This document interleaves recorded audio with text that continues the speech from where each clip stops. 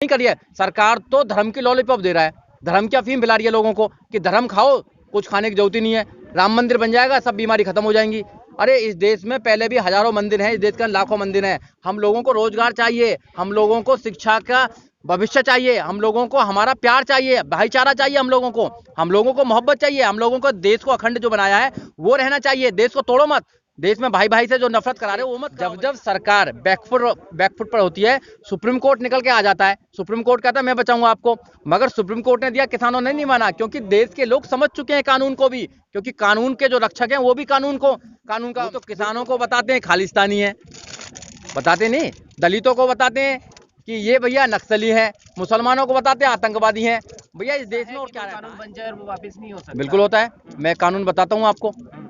20 मार्च 2018 को इस देश में सुप्रीम कोर्ट के 2 जजों ने SC/ST प्रिवेंशन एट्रोसिटीज एक्ट 1989 को डाइल्यूट कर दिया, मगर इस देश में 2 अप्रैल को SC/ST ने और उन लोगों ने जो संविधान पर विश्वास करते हैं इस देश में आंदोलन किया। 13 बच्चों को गोली लगी, लाखों लोगों पर FIR हुई, लोग जेल में गए, मगर सरकार को बैकफुट पर लाने में कामयाब हुए और सरकार ने उस कानून को बदलकर वही कानून बनाने का काम किया। ये अभी 2018 की बात।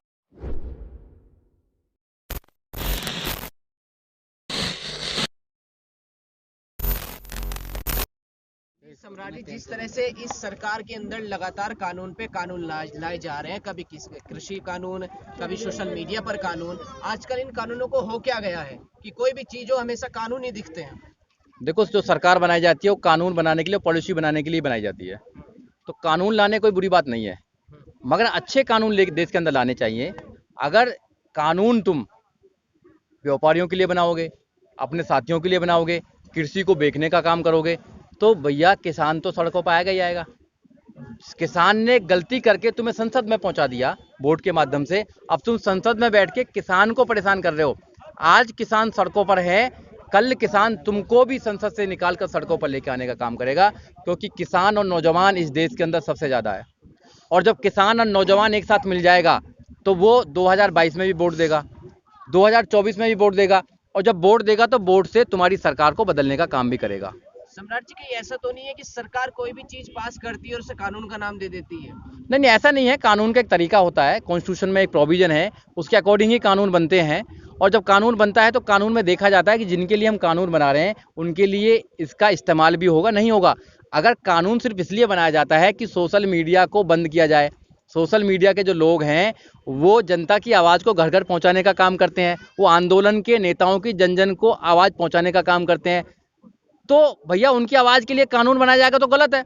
क्योंकि फंडामेंटल राइट्स आर्टिकल 19 ये कहता है, राइट टू फ्रीडम की बात करता है। प्रेस को जो फ्रीडम मिली हुई है वो सोशल मीडिया को मिली है। मेरी आवाज़ को बंद करना चाहते हैं, मैं गुलाम थोड़ी हूँ, मैं आज़ाद देश का आज़ाद व्यक्ति हूँ, मैं अपनी बात को कह सकता हूँ, लोगों तक पहुँचा सकता हूँ। तो सोशल मीडिया जो काम कर रहा है वो इस देश का मीडिया काम नहीं कर रहा है, क्योंकि देश का मीडिया बिक चुका है। देश का मीडिया जो है वो जो सरकार है प्रवक्ता का काम कर रहा है, सरकार की प्रवक्ता काम कर रहा है। इसलिए सोशल मीडिया के लोगों का बहुत बहुत धन्यवाद है कि वो देश के लोगों की आवाज़ को उठाकर घर घर पहुंचाने का काम करते हैं। अगर सोशल मीडिया देश के अंदर नहीं होता तो जो बड़े बड़े आंदोलन हुए हैं देश के अंदर वो सक्सेस नहीं होते।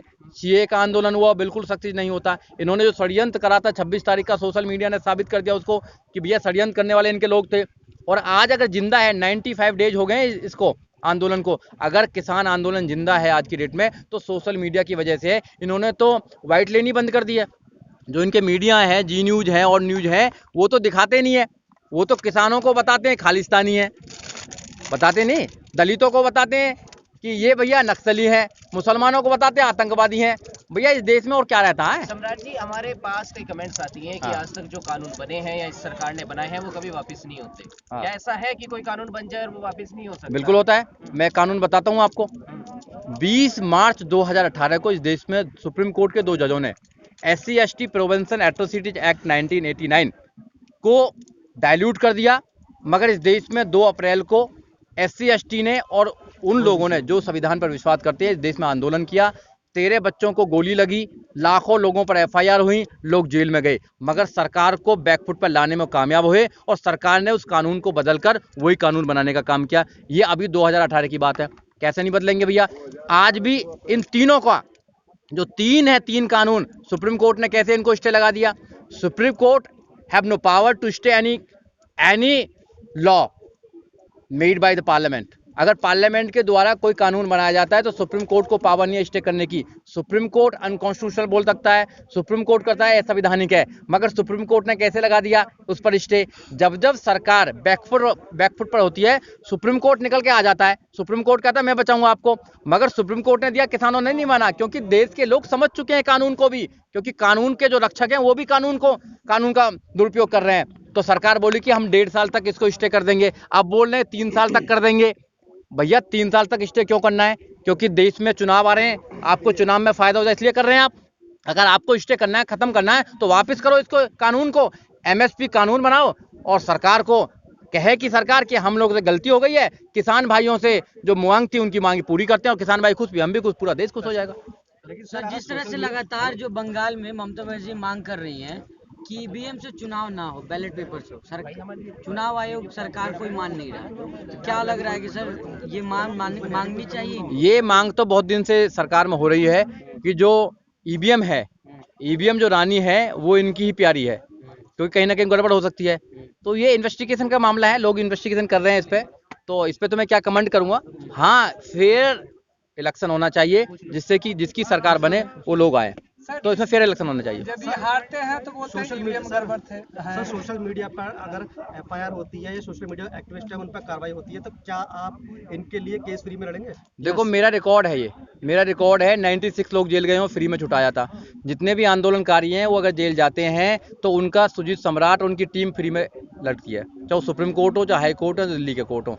आप मेरा रिकॉर्ड देखना, तो मैं उनका फ्री लड़ता हूँ, और 90% लोग हम फ्री लड़ते हैं, क्योंकि जो आप आवाज उठा रहे हैं वो अपनी आवाज नहीं उठा रहे हैं, आप जनता की आवाज उठा रहे हैं। आप सच्चे देश के भक्त हैं, आप देश को प्यार करते हैं, मोहब्बत करते हैं, देश को टूटने नहीं देना चाहते हैं, आप अपनी आवाज को उठाए रहे हैं, क्योंकि ये कानून आपको परमिशन देता है अपनी आवाज को उठाने का, फंडामेंटल राइट्स है आपके पास अपनी आवाज को, डरना नहीं किसी को भी। लेकिन सर आवाम जो वोट देती है वो शिक्षा, रोजगार, स्वास्थ्य में तो कभी दिया नहीं है बीजेपी को या किसी गवर्नमेंट को भी। आज गवर्नमेंट अगर उनके विपरीत बिल ला रही है तो आज पब्लिक क्यों परेशान है? क्योंकि हमने शिक्षा, रोजगार या अपनी बेहतरी की तो कभी वोट दी ही नहीं है ना। देखो सरकार ने जनता को कभी भी इतना इंटेलिजेंट नहीं बनाया, इतना उसको एजुकेशन नहीं दी कि उनकी नीतियों को समझ सके। जब किसी इंसान को तुम एजुकेशन नहीं दोगे तो इंग्लिश में बनी हुई किताब कैसे पढ़ेगा वो? हमारे बुजुर्ग लोग कैसे पढ़ पाएंगे? कानून आप बनाते हो कैसे समझ पाएंगे? जब तक कानून समझ में आता है जब तक तो तुम बहुत सारा कुछ काम कर जाते हो यहाँ पे। तो हमारे लोगों को जो फंडामेंटल है एजुकेशन का देना चाहिए। आपकी बिल्कुल बात ठीक है कि जो शिक्षा है उस पर काम होना चाहिए, रोजगार पर काम होना चाहिए, न्याय पर काम होना चाहिए। शिक्षा ये काम, सरकार ये काम नहीं कर रही है। सरकार तो धर्म की लॉलीपॉप दे रहा है, धर्म की अफीम पिला रही है लोगों को कि धर्म खाओ, कुछ खाने की जरूरत ही नहीं है, राम मंदिर बन जाएगा, सब बीमारी खत्म हो जाएंगी। अरे इस देश में पहले भी हजारों मंदिर हैं, इस देश के लाखों मंदिर हैं। हम लोगों को रोजगार चाहिए, हम लोगों को शिक्षा का भविष्य चाहिए, हम लोगों को हमारा प्यार चाहिए, भाईचारा चाहिए, हम लोगों को मोहब्बत चाहिए, हम लोगों को देश को अखंड जो बनाया है वो रहना चाहिए। देश को तोड़ो मत, देश में भाई भाई से जो नफरत करा रहे हो वो मत कराओ भैया, सब कुछ बनता रहेगा। जो देश पर नहीं है वो दो ना देश को। सम्राट जी, कानून की भाषा में एक शब्द बहुत ही प्रचलित है, सत्यमेव जयते। आखिर इन कानूनों में किसानों को सत्यमेव जयते नहीं, क्यों नहीं दिखता कुछ? देखो कानून जो है, कानून कुछ लोगों को, चंद लोगों को माइंड में बैठाकर बनाए हैं। अडानी और अंबानी को माइंड में बैठा के बनाए, उनके वेयर हाउस बन चुके हैं।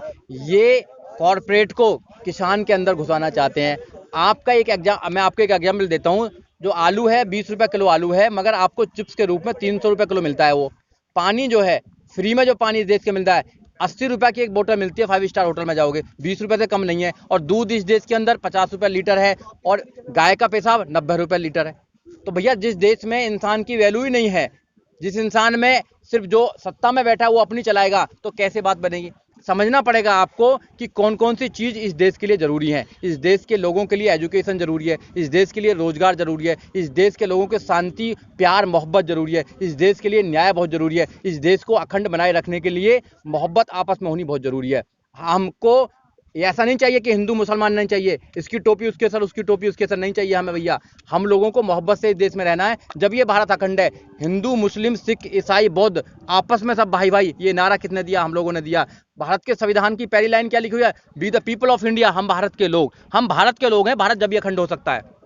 भारत पर आक्रमण हुआ, कुछ चंद लोगों को अधिकार था लड़ने का, तो भैया कितने बार हमारा देश गुलाम हुआ, अब कोई गुलाम बना के देखने जरा, अब सबको अधिकार है लड़ने का। सम्राट जी, जिस तरह से राकेश टिकैत साहब ने ऐलान किया कि 40 लाख ट्रैक्टर जो फिर संसद पे जाएगा, यदि उसमें कुछ होता है तो इसके जिम्मेदार कौन होगा? वो तो राकेश टिकैत साहब बताएंगे क्या दिया, मैंने पढ़ा नहीं है उनका वो स्टेटमेंट, देखा नहीं है मैंने, तो वो तो जवाब देंगे। मैं इसका जवाब क्या दे सकता हूँ, तो टिकैत साहब देंगे। मेरे से कोई सवाल है तो मेरे से पूछ। सम्राट जी, मैं कह रहा हूँ जो कानूनों को 3 साल के लिए निलंबित करने को सरकार कह रही, 3 या 4 साल के लिए, वो कहाँ तक ठीक हो?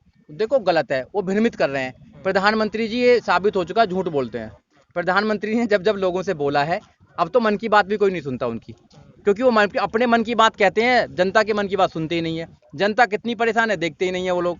तो जो प्रधानमंत्री कह रहे हैं 3 साल के लिए इस कानून को स्टॉप करना या इस कानून को स्टे करना, वो गलत कह रहे हैं, क्योंकि प्रधानमंत्री ने इस देश से कहा था कि 15-15 लाख रुपए देंगे, कौड़ी भी नहीं आई किसी के अकाउंट में। प्रधानमंत्री ने कहा कि 2 करोड़ रोजगार देंगे हर साल, रोजगार मिले नहीं, रोजगार छीन ले गए। प्रधानमंत्री ने कहा कि 100 स्मार्ट सिटी बनाएंगे, एक भी स्मार्ट सिटी नहीं बनाई देश के अंदर। प्रधानमंत्री ने कहा था बुलेट ट्रेन आएंगे, बुलेट ट्रेन तो आई नहीं, जो ट्रेन थी वो भी प्राइवेट कर दी इन्होंने। तो जो प्रधानमंत्री कह रहे हैं वो झूठ बोलने का काम कर रहे हैं। प्रधानमंत्री मन की बात कहते हैं, मन की बात सुनते नहीं है, इसलिए लोगों ने उनकी बात को सुनने से मना।